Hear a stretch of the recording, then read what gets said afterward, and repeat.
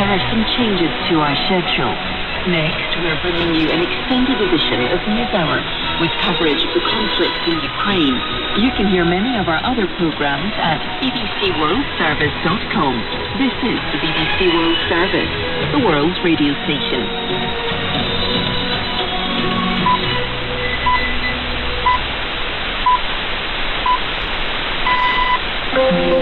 Welcome to Newshour from the BBC World Service. I'm Rob Young. Cities in Ukraine have been subjected to relentless bombardment by Russia as the war enters its second week. Despite meeting fierce Ukrainian resistance, President Putin says the invasion is going to plan. Comrades, I want to say that the special military operation is proceeding in strict accordance with the schedule, according to the plan. All assigned tasks are being resolved successfully. We'll hear from a former speechwriter to Vladimir Putin who says his old boss has made a miscalculation. Kiev remains under government control. President Zelensky says Ukraine will prevail. We are a nation that broke the enemy's plans in a week. Plans that have been built for years. Despicable, of hatred for our country. But we stopped them and beat them. We'll hear from people in Ukraine's capital and in other cities that have seen the heaviest fighting. But first, the news headlines. Hello, I'm David Harper with the BBC News. The Russian President Vladimir Putin has given a strident defence of his country's military invasion of Ukraine. He claimed the campaign was going to plan. Jenny Hill reports from Moscow. Vladimir Putin justifies his war in Ukraine by telling Russians their country is at risk from NATO expansion and that Russia must defend the Russian-speaking populations of eastern Ukraine, who he falsely claims are persecuted by a genocidal regime in Kiev. Mr. Putin doesn't want Russians to see the full extent of his war and insists Russian media refer to it not as an invasion or attack, but as a special military operation. The Kremlin has blocked news outlets which don't oblige, and tomorrow the Parliament is expected to pass a law criminalising anyone who knowingly publishes what it deems to be false information about the Russian army or its activities. Earlier in Kiev, Ukraine's President Volodymyr Zelensky reiterated a call for Mr. Putin to hold face-to-face talks with him. The authorities in the southern Ukrainian port of Mariupol are warning of a worsening humanitarian crisis there as encircling Russian forces continue to shell the city. In the northern city of Chernihiv, emergency services say a Russian aircraft strike hit a residential area, killing at least 22 people.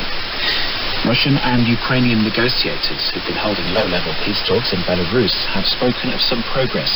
There's been no agreement on a broad ceasefire, but they've reached an understanding about humanitarian corridors. Lisa Yasko, a Ukrainian member of parliament for President Zelensky's party, said she doubted Russia's intentions. Well, of course, for us it's very important to have a platform for diplomatic talks, because that could potentially reach somewhere, some potential peace, but we have no illusions at this stage that Russia is not ready for making any deal about peace. Russia just wants to take Ukraine and to replace the government, but it's not going to happen. European Union interior ministers meeting in Brussels have agreed that fleeing Ukrainian refugees should be given special temporary protection for up to 3 years.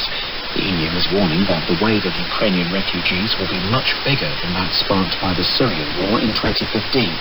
Lucy Williamson is at Ukraine's border with Moldova.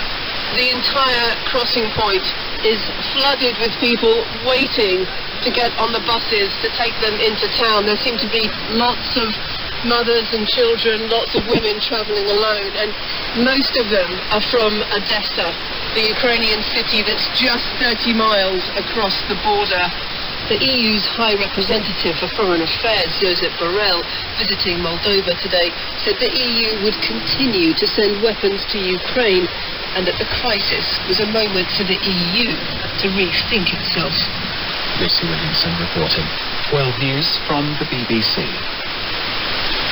The oil giant Newshour has called for an immediate halt to fighting in Ukraine. Russia's second largest oil producer is one of the first major firms in the country to speak out against the invasion. Russia's football union says it will appeal against the ban from international competitions handed out after Russia's assault on Ukraine. In Formula One, the organisers of the Motor Racing Championship have also terminated their contract with the promoter of the Russian Grand Prix. The French President, Emmanuel Macron, has confirmed that he's standing for a second term in next month's elections. He made the widely expected announcement in a letter to regional newspapers. Mr. Macron's promised to formulate a uniquely French and European response to the challenges of the century and to defend French values, which he said were threatened by disruptions in the world. Hugh Schofield reports from Paris. President Macron left it until the last possible moment under the law to make his declaration. On Monday, the official list of candidates for the April elections is to be announced. It's no surprise that he's standing, but it does mean that over the next 5 weeks he'll have to divide his attention between the campaign on one side and leading the French response to the Ukrainian war on the other. He enters the race in a very strong position. Not only does an international crisis like this tend to favour the incumbent, but two of his main contenders, the far-right candidates Marine Le Pen and Eric Zemmour, are also compromised by their support in the past for Vladimir Putin. The US Embassy in Havana has announced it's to resume consular activities, including some visa processing, after a 5-year break. It marks a significant step by the Biden administration to ease restrictions on Cuba that were imposed by former President Donald Trump.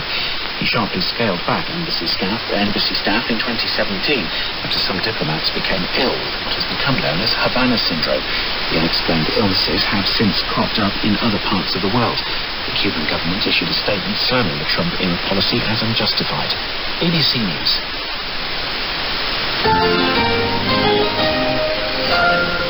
Hello and welcome to Newshour from the BBC World Service, coming to you live from London. I'm Rob Young.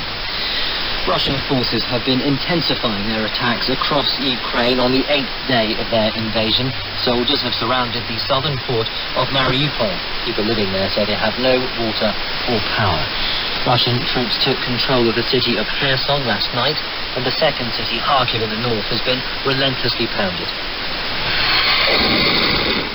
That explosion was in the northern city of Chernihiv, where the emergency services say a Russian aircraft strike hit a residential area, killing at least 22 people. Ukrainian President Volodymyr Zelensky said his country was successfully holding off the Russian advance. We are a nation that broke the enemy's plans in a week. Plans that have been built for years. Despicable, with hatred for our country, for our people, for any people who have two things, freedom and heart. But we stopped them and beat them. Our military, our border guards, our territorial defence, even ordinary farmers capture the Russian military every day. And they all say one thing: they do not know why they are here. Meanwhile, the Russian President, Vladimir Putin, has defended his country's invasion of Ukraine. And despite the fierce resistance Russian forces have faced and their slow progress towards the capital, Kyiv, insisted it was going to plan. Comrades, I want to say that the special military operation is proceeding in strict accordance with the schedule, according to the plan. All assigned tasks are being resolved successfully. Well, in that TV address, Mr. Putin also alleged, without providing any evidence, that Ukrainian forces were using civilians as human shields. The nationalist and neo-Nazi divisions, including foreign mercenaries, including from the Middle East, are using residents as human shields. I already said we've got objective data and photos of how they place military artillery in residential quarters of cities. At the same time, they are acting as the ultimate bandits. Instead of fulfilling their promise to move the artillery away from residential quarters, kindergartens and hospitals, they are bringing more tanks and artillery there. Well, Ukrainian forces remain in control of the capital, but a long convoy of Russian tanks is north of Kyiv. There are fears that Russia will try to enter the city within days. We can speak to our chief international correspondent, Lise Doucette, who joins us now from the capital. Let's start with where you are. What is the situation in Kyiv? Well, we've just heard an air raid siren wailing across the city. It is now the soundtrack of Kyiv, the capital. It goes off night and day, alerting the residents who are still in this city, who mainly are living underground, that they have to make sure they can take cover. As night fell, there were repeated explosions, mainly on the edge of the city, but last night the explosions came so close they lit up the sky, just painting it an orange-yellow color. So there is a growing, this mood is growing ever more ominous. The convoy, we're told, has not moved. The Defense Ministry of Ukraine this morning said that it was stalled and blamed it on the problems with congestion, running out of supplies, staunch Ukrainian resistance, in his words. But at some point, we believe, and as you've just said, we expect that the convoy will start moving. Is Russia waiting while it focuses on other cities which are being pounded with blistering airstrikes? I have to say, I had a wash of recognition, harrowing echo, when I saw the images coming out tonight from places like Borodyanka, which is just 40 miles, 60 kilometers northwest of Kyiv. It was all too reminiscent of the devastating Russian campaigns that we saw close up in Aleppo, as well as earlier in Grozny and Chechnya, and all that, even as President Putin says, is all going according to plan. This is just an ugly reminder of how the longer this war goes on, the uglier, the nastier, the bloodier it gets. And there are fears of a humanitarian crisis in various places which have been subject to the most intense bombardments. War is cruel, and it inflicts such hardship on the people who aren't necessarily on the front line. But when you fight in residential areas, when you attack in the streets, then people themselves become the target. So yes, Mariupol, the strategic port city, which has now been encircled for about 48 hours by Russian troops, the mayor this morning gave out a plea saying, the shelling doesn't stop. We can't rescue the injured and the dead. We can't get food. There's no electricity. There's no running water. This is the first and most fervent appeal that's coming out of Mariupol, but it is not going to be the last. In city and after city, we're seeing as the Russian forces advance, people are trapped inside, roads are cut, and supplies can't get to people. I even spoke to someone today in central Russia who described his village as being relatively safe, that people were signing up for territorial defense, that there were no Russian attacks, there were no Russian troops on the outskirts, but he said even there they are worried about supplies coming in because of the attacks along the roads. Very soon there will be not an inch of Ukraine which isn't affected in some way by this punishing war. Please do that in Kyiv. Thank you. Well, talks have been taking place between officials from the Ukrainian and Russian government. The Russian delegation says they've agreed to maintain humanitarian corridors for civilians. Further talks are scheduled for next week. Ukraine's President Zelensky has said he wants a one-on-one conversation with President Putin to try to end this war. Alexander Sherba is a former Ukrainian diplomat. He's now a consultant in Kyiv, and I asked him what direct talks president to president could achieve that the current discussions can't. We should always give peace a chance. Putin is living in a reality of himself. He lives in a reality where the whole of Ukraine is divided into categories, Nazis and people who would welcome Russian liberators, quote unquote. And soldiers and officers who are entering Ukraine encounter neither of these categories. There are only people who don't want them here. There are people Russian-speaking, Ukrainian-speaking, East, West, nationalists, internationalists, whatever. Right now we are one, and we absolutely reject this aggression. But the question is who can bring the message to Putin himself, because he seems obsessed with this idea of his that Ukraine is a Russian land who just aches to be a part of Russia again. What might Ukraine have to give up, though? What would be the price for Russia to stop its bombardment? Well, Russia paid the price, and it's nothing short of insult, direct insult. So basically, they demand that Ukraine lays weapons as if we were defeated. Second, that we get disarmed for the future, so that we remain defeated forever. Third, the so-called denazification, because there are no Nazis. There are right-wing radicals, for sure, in Ukraine, but he sees this Nazi term. This is euphemism for whoever we don't like is a Nazi. So, myself included, quite frankly. I was many times called that name, although I was the one who in 2018 wrote an article why nationalism cannot be the idea of European Ukraine. So, denazification is basically their right to remove physically whoever they want in Ukraine. And what else? And the small matter of taking down the small, quote-unquote, the small matter of taking down the Zelensky government, the government that enjoys right now over 90% popularity. So it's a non-starter. They are not interested in peace. They still are Putin, not they. I think pretty much everybody around Putin is already understanding what a catastrophic decision was made on February 24th.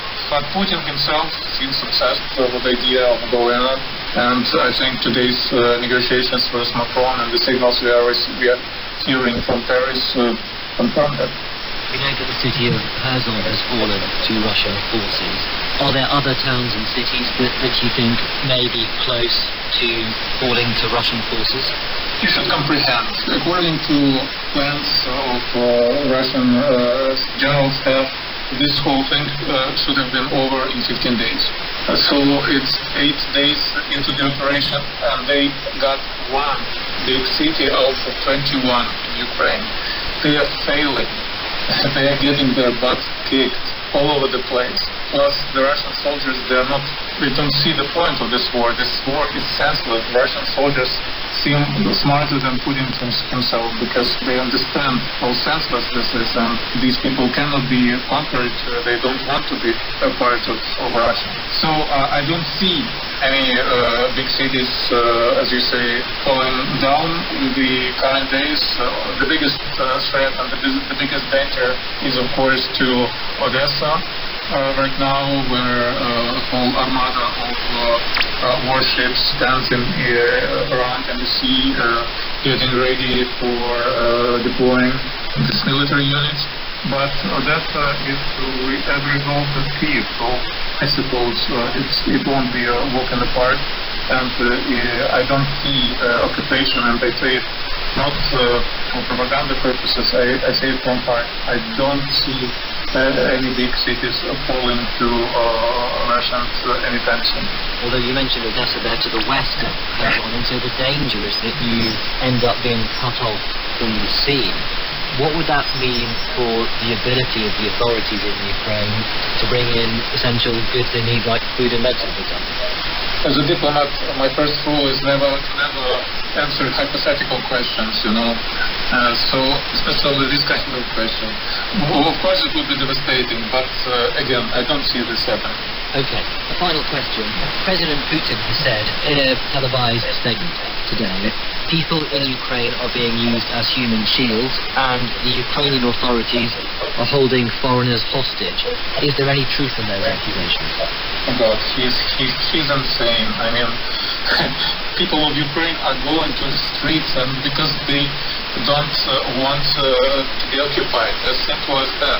First of all, Putin started this offensive by a 50-minute-long speech on national TV, slapping in the face of every Ukrainian, 50 minutes long, saying how incapable and undeserving we are of our own state, of having our own state.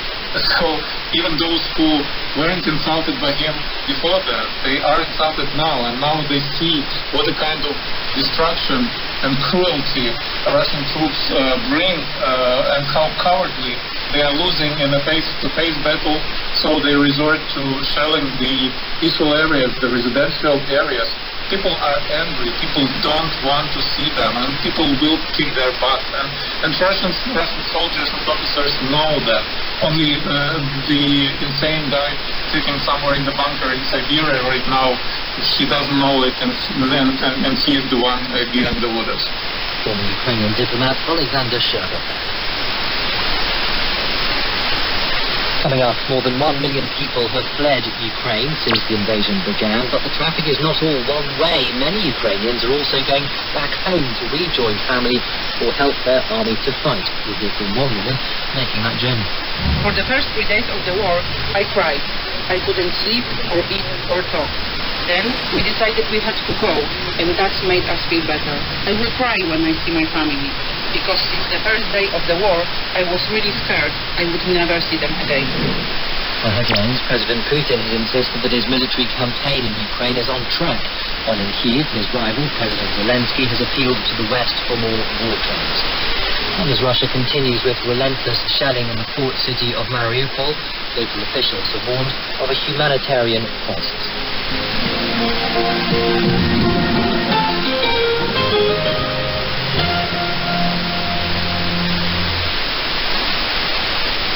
This is Rob Young with Newshour, live from BBC in London.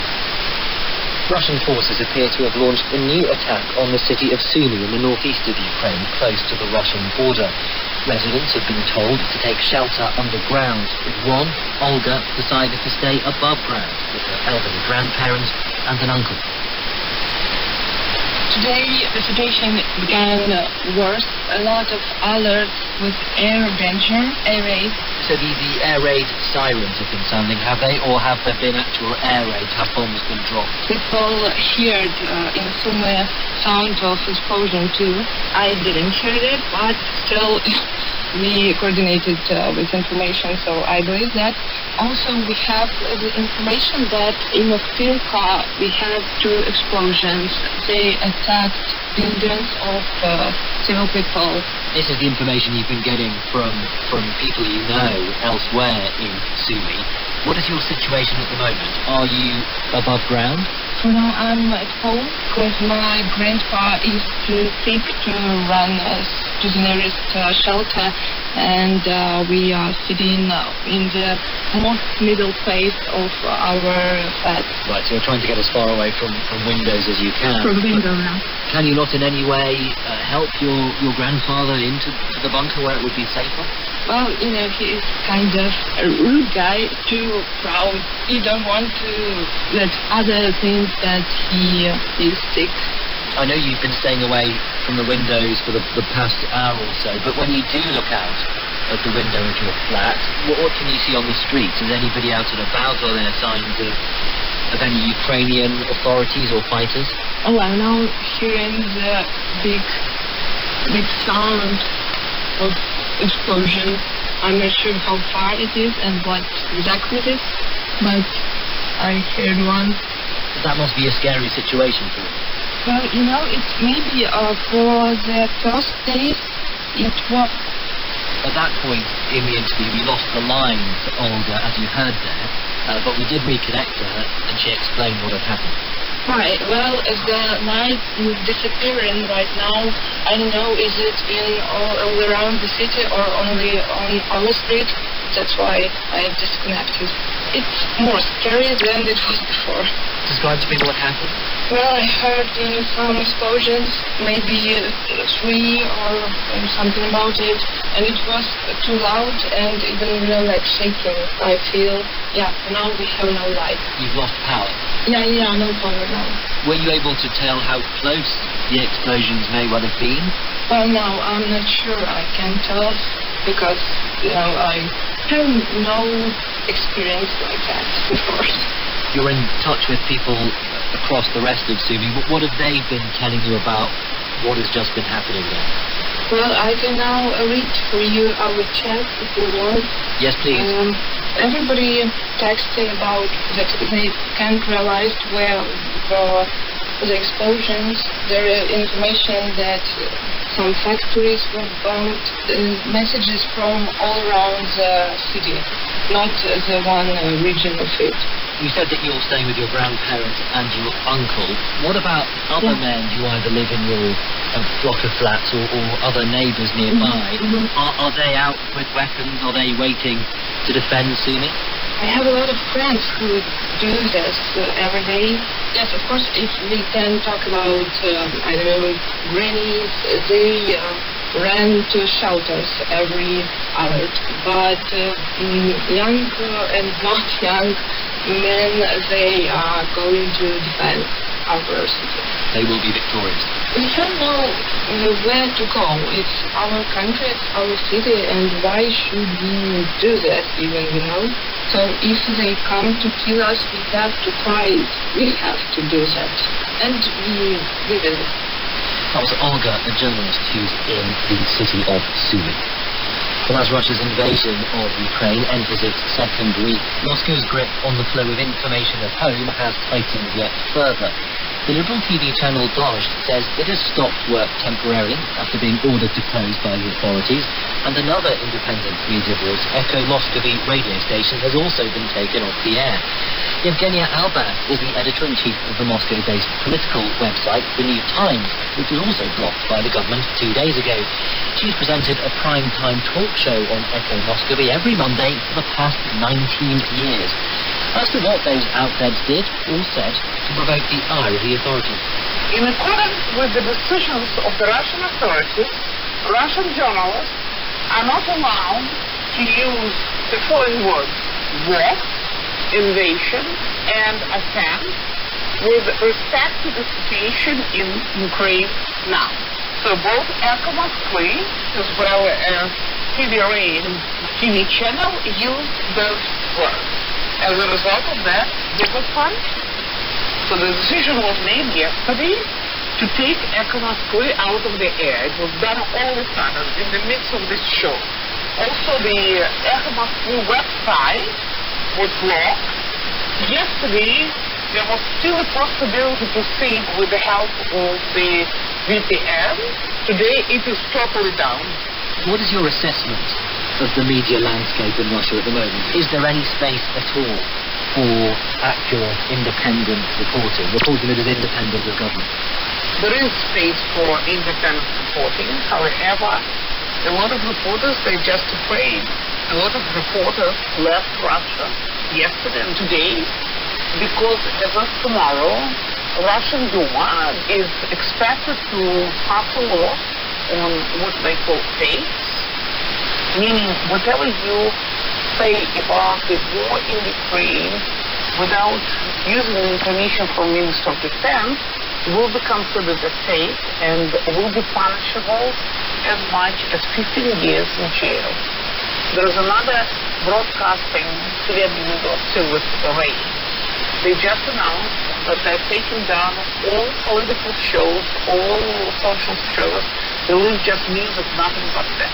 So there are several YouTube channels which keep running news and analysis, as well as independent websites. They are blocked from the general public. However, those who know how to use VPN, and a lot of people, at least in big cities, do know how to do it in Russia, they can read those websites, but that's basically it.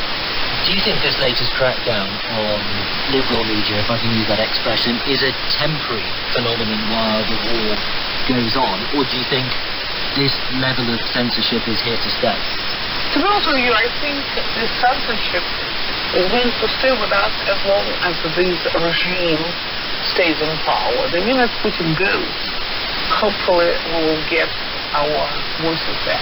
However, I should tell you, Ron, I just returned from Echo Moskvy meeting, and we decided that we will keep running the broadcasting via YouTube and Telegram channel. We won't be able to be on the air. However, we will use internet-based ways of delivery and produce our shows. So I intend to go live on YouTube on Monday at 8 p.m. Moscow, as I do for the last 19 years of my life. Even though there could be consequences for you? This is my job and this is my constitutional duty to provide people with information. And I think at times of war, at times when your country is an aggressor, killing people in another country, it is even more important to report these to your readers and to your listeners. Yevgenia Albat, the editor-in-chief of The New Times and presenter on Echo Moscovy.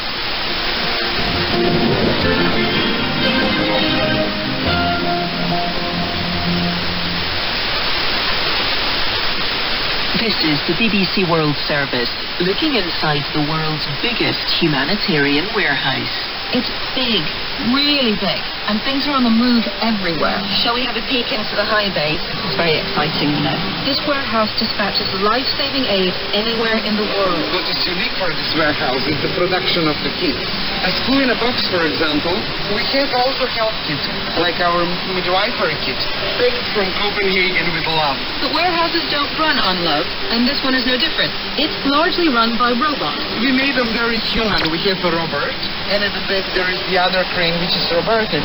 So here, on the banks of Copenhagen Harbour, it seems like a whole ecosystem, procuring, innovating, shipping humanitarian aid to people in crisis. It's a beautiful warehouse. It's an exception. This is a piece of art. Inside the world's biggest humanitarian warehouse at bbcworldservice.com/documentaries.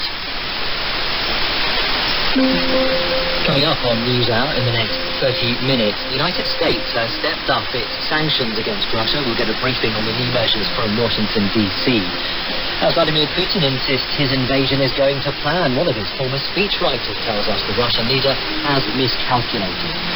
And the UN says 1 million refugees have fled Ukraine. We'll hear from some people heading the other way, back to their country to fight. Before all of that, a summary of the headlines. BBC News with David Harper. President Putin has given a strident defence of Russia's military invasion of Ukraine. He claimed the campaign was on track. Earlier in Kiev, Ukraine's President Volodymyr Zelensky appealed for more military aid from the West, saying, "Give me the planes." The deputy mayor of the southern Ukrainian port city of Mariupol is warning of a worsening humanitarian crisis. He says residents have been cut off from power and water. Reports from the city of Chernihiv say a Russian aircraft strike hit a residential area, killing at least 22 people. The UN nuclear watchdog chief Rafael Grossi has called on Russian and Ukrainian troops to stop fighting close to one of Europe's biggest nuclear power plants. Videos posted by the mayor of Arturia in northwest Ukraine showed residential buildings and a school coming under shell fire. Russian and Ukrainian negotiators who've been holding low-level peace talks in Belarus have spoken of some progress. There's been no agreement on a broad ceasefire, but an understanding about humanitarian corridors. The United States has imposed a fresh wave of sanctions against 8 Russian oligarchs and associates of President Putin, focusing on billionaires active in the oil and property sectors. They include Alisher Usmanov, the owner of a giant mining company. EU interior ministers meeting in Brussels have agreed that fleeing Ukrainian refugees should be given special temporary protection for up to 3 years. They'll have rights to access the labour market, healthcare and education. 2 former Soviet states, Georgia and Moldova, have signed documents officially applying to join the EU against the backdrop of the war. In other news, the French President Emmanuel Macron has confirmed that he's standing for a second term in next month's election. Opinion polls suggest he's the favourite. The US Embassy in Havana has announced it's to resume some consular activities, including some visa processing, after a 5-year break. President Biden is easing restrictions on communist-led Cuba. BBC News. Welcome back to Newshour.